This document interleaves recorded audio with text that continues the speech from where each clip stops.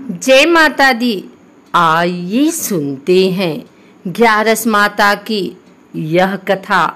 एक बार एक राज्य में एक राजा रहा करता था। राजा बहुत ही बुद्धिमान और बलशाली था। राजा सदैव अपनी प्रजा का बहुत अच्छे से ध्यान रखता था। प्रजा भी अपने राजा को बहुत पसंद करती थी। राजा की 2 बेटियां थीं। राजा अपनी दोनों बेटियों से बहुत प्रेम करता था। राजा की छोटी बेटी देखने में बहुत सुंदर और आकर्षक थी और राजा की बड़ी बेटी छोटी बेटी के मुकाबले थोड़ा कम सुंदर थी। राजा की छोटी बेटी ग्यारस माता की पूजा किया करती थी और सभी लोग राजा की छोटी बेटी से बहुत प्रेम करते थे और बहुत प्रशंसा किया करते थे। राजा भी अपनी छोटी बेटी को बड़ी बेटी से अधिक प्रेम करता था, जिस कारण राजा की बड़ी बेटी को अपनी छोटी बहन से बहुत नफरत होने लगी। राजा की दोनों बेटियां जब बड़ी हो गई तब एक पड़ोस राज्य में रहने वाला राजकुमार राजा की बड़ी बेटी के लिए रिश्ता लेकर आया। लेकिन जैसे ही उस राजकुमार की नज़र राजा की छोटी बेटी पर पड़ी तो वह राजकुमार राजा की छोटी बेटी पर आकर्षण हो गया और उससे पहली नज़र में प्रेम कर बैठा। उस राजकुमार ने राजा की बड़ी बेटी के साथ विवाह करने से मना कर दिया और उसने राजा से कहा कि मैं आपकी छोटी बेटी से विवाह करना चाहता हूँ। जिसके बाद राजा की बड़ी बेटी यह देखकर अपनी छोटी बहन से बहुत क्रोधित हो गई और राजा की बड़ी बेटी ने अपनी छोटी बहन को अपना सबसे बड़ा दुश्मन मान लिया। राजा की बड़ी बेटी ने अपनी छोटी बहन से बदला लेने का निर्णय लिया, जिसके लिए उसने अपनी छोटी बहन को जान से मारने का प्लान बनाया। राजा की बड़ी बेटी ने अपनी छोटी बहन को मारने के लिए सबसे पहले एक लड्डू में जहर मिलाकर अपनी छोटी बहन को दे दिया और उसको लड्डू खाने के लिए कहा। लेकिन लड्डू खाने के बाद भी छोटी बहन को कुछ नहीं हुआ। बड़ी बहन यह देखकर बहुत आश्चर्यचकित हो गई, लेकिन बड़ी बहन ने हार नहीं मानी और उसने जब रात में छोटी बहन अपने कमरे में सो रही थी तब एक मटके में सांप रखकर उसे कमरे में छोड़ दिया। लेकिन सांप भी छोटी बहन का कुछ नहीं कर पाया। जिसके बाद बड़ी बहन ने अपनी छोटी बहन से कहा कि चलो हम लोग कुएं में से पानी भर कर लाते हैं। जिसके लिए वह अपनी छोटी बहन को पानी भरने के बहाने कुएं के पास ले गई और उसने अपनी छोटी बहन को कुएं में धक्का दे दिया। लेकिन छोटी बहन को तब भी कुछ नहीं हुआ, क्योंकि हर बार ग्यारस माता उसकी रक्षा कर रही थी और उधर बड़ी बहन अपने सारे प्रयासों के बाद असफल हो रही थी, जिससे वह बहुत क्रोधित होती जा रही थी। फिर उसने अपनी छोटी बहन के पास जाकर उससे खुद ही पूछा कि मेरी छोटी बहन, तुमको पता है भगवान ने सबकी मृत्यु एक निश्चित समय पर लिखी हुई है और कैसे तुम्हारी मृत्यु होगी, क्या यह तुम जानती हो? तब छोटी बहन ने अपनी बड़ी बहन को बताया कि हाँ, मैं तो जानती हूँ मेरी मृत्यु कैसे होगी। छोटी बहन से यह सुनकर बड़ी बहन मन ही मन बहुत प्रसन्न होने लगी और उसने अपनी छोटी बहन से कहा कि तो मुझे अपनी मृत्यु का राज बताओ। छोटी बहन ने अपनी बड़ी बहन से कहा कि मेरी मृत्यु तो एक तोते में है, जो तोते के गले में एक हार है, उससे मेरी मृत्यु होगी। जब तक कोई भी व्यक्ति तोते को मारकर वह हार अपने गले में पहनेगा तो मैं मूर्छित हो जाऊंगी, और जैसे ही उस हार को अपने गले से उतारेगा तो मैं वापस से जीवित हो जाऊंगी। अपनी छोटी बहन की मृत्यु का राज जानकर बड़ी बहन बहुत ही खुश हो गई और उसने अपनी छोटी बहन को मारने के लिए उसके पालतू तोते को ढूंढना शुरू कर दिया। और छोटी बहन को इस बात का आभास हो गया था कि कोई उसकी जान लेना चाहता है, जिसके लिए वह अपने पिताजी के पास गई और उसने अपने पिताजी से कहा कि पिताजी, मेरी मृत्यु के बाद आप मुझे जलाइएगा मत, बल्कि आप मुझे अपनी पुरानी वाली हवेली में एक पलंग में लिटाकर छोड़ दीजिएगा। अपनी छोटी लड़की की यह बात सुनकर राजा बहुत आश्चर्यचकित हुए। राजा ने अपनी छोटी बेटी से पूछा, बेटी, तुम यह क्या कह रही हो? तब राजा की छोटी बेटी ने बताया, पिताजी, समय किसी के लिए नहीं रुका है, कब क्या हो जाए किसी को कुछ पता नहीं है। और फिर राजा ने अपनी छोटी बेटी से कहा कि तुम ऐसी बातें क्यों कर रही हो? 2-3 दिन में तो तुम्हारा विवाह है। लेकिन छोटी बेटी ने अपने पिताजी को ऐसा करने पर मजबूर कर दिया और उनसे वचन ले लिया। राजा ने भी अपनी छोटी बेटी की बात स्वीकार कर ली और 2-3 दिनों के बाद जब शादी का समय आया तब राजकुमार बारात लेकर राजा के घर आया और राजकुमार और राजा की छोटी बेटी का विवाह शुरू हो गया। जैसे ही राजा की छोटी बेटी राजकुमार के साथ फेरे लेना शुरू करती है, उसकी बड़ी बहन अपनी छोटी बहन के कमरे में जाकर उसके तोते को पकड़ लेती है और उसको जान से मार देती है। तोते के गले में जो हार था उसको अपने गले में धारण कर लेती है। जैसे ही बड़ी बहन उस हार को अपने गले में धारण करती है, उधर छोटी बहन 3.5 ही फेरे ले पाती है और वहीं पर बेहोश होकर गिर जाती है। जिसके बाद राजा ने बड़े दर्द हकीमों को बुलाया और अपनी छोटी बेटी का इलाज करने के लिए कहा। राजा की बात सुनकर वैद्य ने छोटी बेटी को जब चेक किया तो राजा को बताया कि आपकी छोटी बेटी ना तो जीवित है और ना ही मरी हुई है। यह मैं ऐसा पहली बार देख रहा हूँ।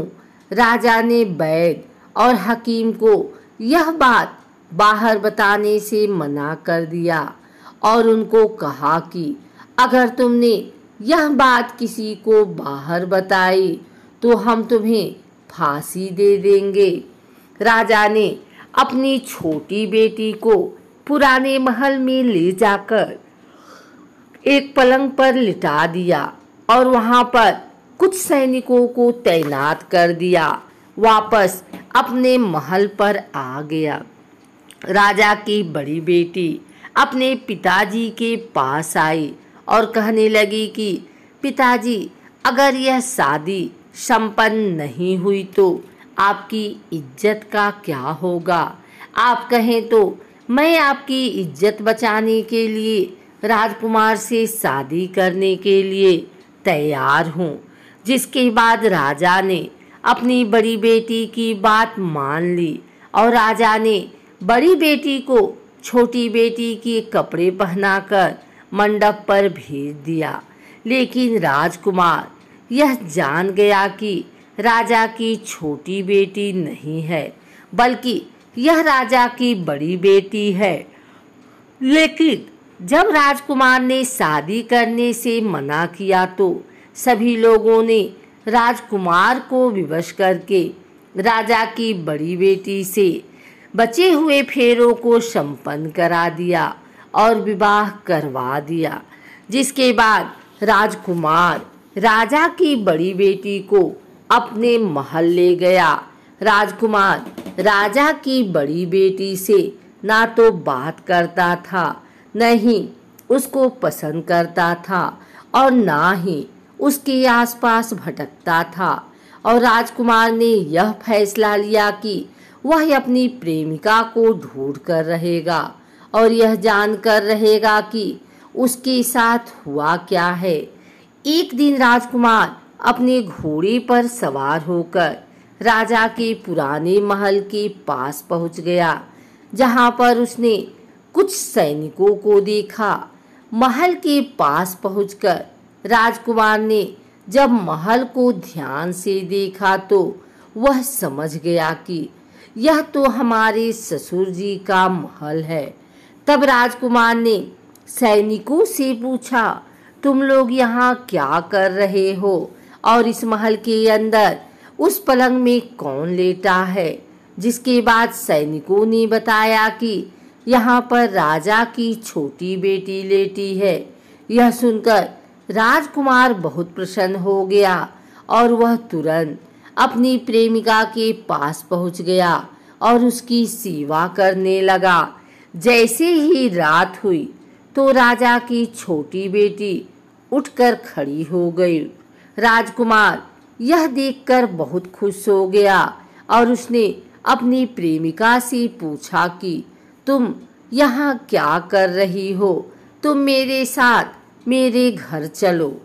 राजा की छोटी बेटी ने राजकुमार को सारी बातें बता दी कि मेरी जान एक तोते में बसी थी और मैंने यह बात सिर्फ अपनी बड़ी बहन को बताया था और मुझे पता है कि उसने ही मुझे मारने का प्रयास किया है। उसके पास एक हार है जिसको वह सुबह पहन लेती है और रात को उतार देती है। जब तक वह हार को पहन ले रहती है तब तक मैं मूर्छित रहती हूँ और जैसे ही वह हार को उतार देती है तो मैं जीवित हो जाती हूँ। और जब तक मेरी बड़ी बहन के पास वह हार है तब तक मैं ऐसे ही जीवित और मूर्छित होती रहूँगी। अगर मेरी बड़ी बहन के पास जो हार वह मेरे हाथ लग जाए तो मैं हमेशा के लिए जीवित हो जाऊंगी। राजकुमार यह बात सुनकर राजा की छोटी बेटी के पास रहने का निर्णय ले लिया और उसने अपने बचे हुए सारे फेरे उस पलंग में लेटी राजकुमारी की छोटी बेटी के साथ ले लिए और अपना विवाह पूर्ण किया। वहीं पर रहने भी लगा। देखते ही देखते कुछ समय में राजा की छोटी बेटी और राजकुमार की पत्नी पेट से हो गई। एक दिन राजकुमार को किसी काम से बाहर जाना पड़ा। तब छोटी बहन के पेट में बहुत तेज से दर्द होने लगा, जिसके बाद उसने ग्यारस माता का आवाहन किया। जिसके बाद वहां पर ग्यारस माता प्रकट हुई और उन्होंने अपने भक्त के दर्द को दूर किया और एक पुत्र की प्राप्त करवाई। और वहीं पर अचानक से राजकुमार भी आ गया। राजकुमार ने ग्यारस माता को देखा तो वह आश्चर्यचकित हो गया और उसने तुरंत माता को प्रणाम किया और ग्यारस माता ने राजकुमार से कहा कि जब तुम्हारा 5 वर्ष का बेटा हो जाए तो तुम अपनी पत्नी का हार लाकर इसके गले में डाल देना। और देखते ही देखते राजकुमार और राजा की छोटी बेटी का पुत्र 5 वर्ष का हो गया। राजकुमार अपने बेटे से कहता है कि बेटा, मैं कुछ काम से बाहर जा रहा हूँ, तुम अपनी माता का ध्यान रखना। और वहाँ से चला जाता है। राजा को बाहर निकलता देख बड़ी बहन के सैनिक देख लेते हैं और बड़ी बहन को जाकर सारी बातें बता देते हैं। जिसके बाद बड़ी बहन अपनी छोटी बहन के पुत्र को वहाँ से उठवा लेती है और उसको मरवा देती है। छोटी बेटी के पुत्र के 2 टुकड़े करवा देती है। पहला टुकड़ा चक्की के पास छुपा देती है और दूसरा टुकड़ा अपनी पलंग के नीचे रख लेती है। अब 11 माता भिखारी का रूप लेकर आती हैं। एक भिखारी का रूप रखकर बड़ी बहन के पास चली जाती हैं। जिसके बाद वहाँ पर भिक्षा मांगने लगती हैं। बड़ी बहन अपने नौकरों से कहती है कि जाकर भिक्षा दे दो। लेकिन जैसे ही नौकर 11 माता को भिक्षा देने के लिए आते हैं तो माता उन्हें मना कर देती हैं और कहती हैं कि मैं तुम्हारी महारानी से ही भिक्षा लूँगी। जिसके बाद बड़ी बहन स्वयं ही भिक्षा देने के लिए माता के पास आती है। तब माता एक बिल्ली का रूप लेकर उसके कमरे में चली जाती हैं और वहाँ पर छोटी बेटी के पुत्र को कोई 2 टुकड़े को आपस में जोड़ देती हैं और उसे जीवित कर देती हैं। उसे वहाँ से ले जाती हैं। राजकुमार अपने बेटे को लेकर अपनी पत्नी के पास जाता है और उसे कहता है कि तुम इसका ध्यान रखना। अगर तुम इस बच्चे का अच्छे से ध्यान रखोगी तो मैं तुमसे बात करूँगा। एक दिन राजकुमार अपने बच्चे से कहता है कि तुम मम्मी से उनके गले का हार मांग लो। जिसके बाद राजकुमार का लड़का अपनी माँ के पास जाता है और कहता है कि माँ, मुझे तुम्हारा हार चाहिए जो तुमने गले में पहन रखा है। यह सुनकर पहले तो बड़ी बहन बहुत क्रोधित होती है, पर उसको यह याद आता है कि राजकुमार ने कहा था कि अगर मैं इस बच्चे का ध्यान अच्छे से रखूंगी तो वह मुझसे बात करेंगे। जिसके कारण वह हर बच्चे को देखती है और उसे संभालती है। वह तुरंत हार को ले जाकर अपने पिताजी को दे देता है और तभी राजकुमार अपने बेटे को लेकर वहाँ से जाने लगता है और अपनी पत्नी से कहता है कि तुम हमारे लिए खाना बनाकर रखना, मैं शाम को आकर तुम्हारे साथ खाना खाऊंगा। और वह अपने बेटे को लेकर वहाँ से चला जाता है। जिसके बाद वह राजा के पास जाता है और उनको सारी बातें बता देता है। राजा अपनी बड़ी बेटी की यह करतूत सुनकर बहुत क्रोधित होते हैं और अपनी परवरिश पर ही दोष देने लगते हैं और राजकुमार को अपनी छोटी बेटी के साथ रहने के लिए आदेश देते हैं।